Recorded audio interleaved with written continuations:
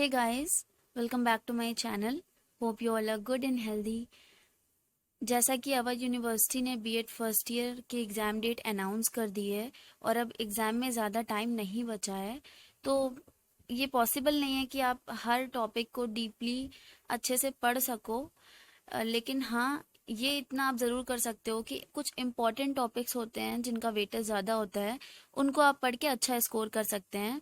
कुछ important questions होते हैं जो कि बार बार रिपीट होते हैं अवध यूनिवर्सिटी में, उनको आप देख कर आप अच्छा स्कोर कर सकते हैं। तो इस वीडियो में मैं आपके साथ जो 10 मोस्ट इम्पॉर्टेंट क्वेश्चंस हैं बीएड फर्स्ट ईयर के पेपर सेकंड के, which is psychology of learning and development, अधिगम का मनोविज्ञान एवं विकास, वो मैं डिस्कस करूंगी आपके साथ। So without wasting time let's start the video. तो इसमें जो प्रश्न मैंने जो भी लिए हैं वो लगभग आपके 2 साल तो हर बार आए हैं, कुछ प्रश्न 4 साल भी आए हैं। मैंने 5 साल का जो पेपर है उसको एनालाइज करके ये वीडियो बनाया है। सो यस, तो सबसे पहले जो क्वेश्चन है वो है शिक्षा मनोविज्ञान की समस्त विधियों की विवेचना। यानी कि आपका ये जो प्रश्न है जिसमें आपको सारी विधियां बतानी है, वो आपका 5 साल के पेपर में 4 साल लगातार आया है, जिसमें से 2019 और 2018 में आपका प्रयोगात्मक विधि और निरीक्षण विधि स्पेसिफिकली पूछा था, और उससे पहले ये समस्त विधियों की तरह इसको पूछा जा रहा था इस क्वेश्चन को। जीन पियाजे का संज्ञानात्मक विकास का सिद्धांत, ये प्रश्न भी आपका 2 बार पूछा गया है, 2019 में, और आपका ये प्रश्न पूछा गया है 2016 में भी। फिर आपका किशोरावस्था में संवेगात्मक विकास और किशोरावस्था की विशेषताएं। जो आपकी किशोरावस्था है वो शैशवावस्था बाल्यावस्था कभी, मतलब मैंने जो पेपर एनालाइज किया उसके बेसिस पे आपको बता रही हूँ कि वो कभी पूछा नहीं गया है सबसे ज्यादा, और जो भी प्रश्न बनते हैं वो किशोरावस्था से बनते हैं कि किशोरावस्था में संवेगात्मक विकास किस तरीके से होता है और किशोरावस्था की क्या विशेषताएं हैं, किशोरावस्था में शिक्षा कैसी होनी चाहिए, यही प्रश्न बनता है। फिर अभिवृद्धि एवं विकास में अंतर क्या है। जब आप अंतर पढ़ेंगे इस प्रश्न का, ये भी आपका जो प्रश्न है ये 2 बार पूछा गया है, और ये जो इसमें आप अंतर पढ़ोगे तो आप इसके कॉन्सेप्ट को भी पढ़ोगे, और आप आपको ये भी पता चलेगा कि कौन कौन से ग्रोथ और डेवलपमेंट में कौन कौन से फैक्टर्स हैं जो इसको क्या करते हैं, इफेक्ट करते हैं। ओके, और जो किशोरावस्था वाला जो क्वेश्चन नंबर 3 है, ये आपका 5 साल पूछा गया है।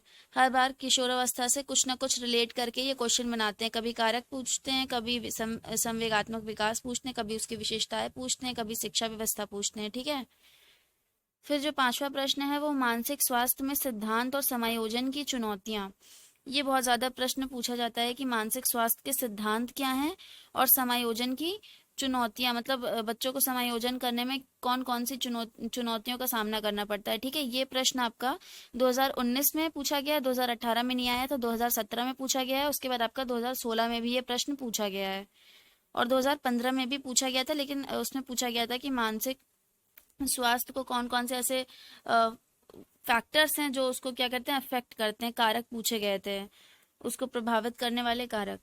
फिर जो 6वां प्रश्न है वो है सृजनात्मक बालक की पहचान कैसे करेंगे। आपको सृजनात्मक बालक के बारे में पता होना चाहिए और कौन सी हम शिक्षण प्रविधियों का प्रयोग करेंगे। ठीक है, सृजनात्मक बालक के लिए ये प्रश्न आपका 3 साल आया है। फिर आपका आया है कि क्वेश्चन नंबर 7, व्यक्तिगत विभिन्नताओं के कारण और उनका शैक्षिक महत्व और बाल अपराध क्या है। जो बाल अपराध वाला प्रश्न है ये आपका 4 साल पूछा गया है।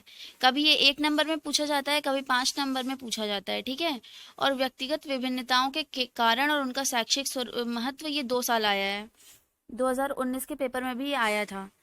फिर अभिप्रेरणा के घटक, अधिगम में अभिप्रेरणा की भूमिका, ये एक इकलौता ऐसा प्रश्न है जो आपके 2015 से लेकर 2019 के पेपर में ये लगातार इस प्रश्न को पूछा गया है। इससे रिलेटेड कुछ ना कुछ घुमा के कभी इसका संप्रत्यय यानी कि कॉन्सेप्ट पूछा गया है, कभी इसके घटक पूछे गए हैं, लेकिन मोटिवेशन जो आपका ये जो पूरा अभिप्रेरणा का जो ये पूरा टॉपिक है, ये हर बार इससे प्रश्न आया है, तो ये बहुत ही इंपॉर्टेंट टॉपिक है। फिर अभिवृत्तियों, रुचियों और मूल्यों के विकास में विद्यालय की भूमिका, ये प्रश्न जो आपका है 2019 और 2018 दोनों में आया है, तो चांसेस हैं कि शायद इस बार भी पूछा जाए, और कुछ ये भी चांसेस हैं कि शायद ना भी आए क्योंकि 2 साल से लगातार आ रहा है, लेकिन जब पिछली साल रिपीट कर सकते हैं तो इस साल भी कर ही सकते हैं। उसके बाद है स्किनर का अधिगम सिद्धांत, ये भी आपका ये स्किनर का अधिगम सिद्धांत आपका लास्ट ईयर 2019 में आया है, उसके बाद आपका ये 2017 में पूछा गया था। उसके बाद मैं लास्ट में आपसे एक मोस्ट इम्पॉर्टेंट टॉपिक की बात करना चाहती हूँ, जिसका मैंने एक भी क्वेश्चन अभी तक इसमें 10 क्वेश्चन में लिया नहीं था। वो था आपकी यूनिट थर्ड, जो कि क्या है, बुद्धि एवं व्यक्तित्व। ये यूनिट थर्ड मैं आपको बता दूं, ये इतनी ज़्यादा इम्पॉर्टेंट है, मैंने इसके एक भी क्वेश्चन लिखे नहीं, क्योंकि मैंने सोचा था कि इसको मैं आपको अलग से बताऊंगी इसके बारे में। ये यूनिट इतनी इम्पोर्टेंट है कि 5 साल के पेपर में इससे प्रश्न आते हैं, और ऐसा नहीं है कि सिर्फ एक प्रश्न आता है।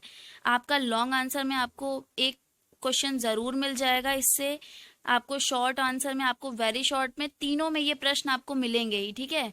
कभी कभी तो इससे एक साल में 3-3 प्रश्न पूछे गए हैं। ओके, तो ये जो आपकी यूनिट, अगर आप ये तैयार कर लोगे तो मुझे लगता है आपका जो लॉन्ग आंसर है वो आप इजीली कर लोगे, ठीक है। So this is it guys. Thank you for watching. Please do subscribe my channel. Thank you.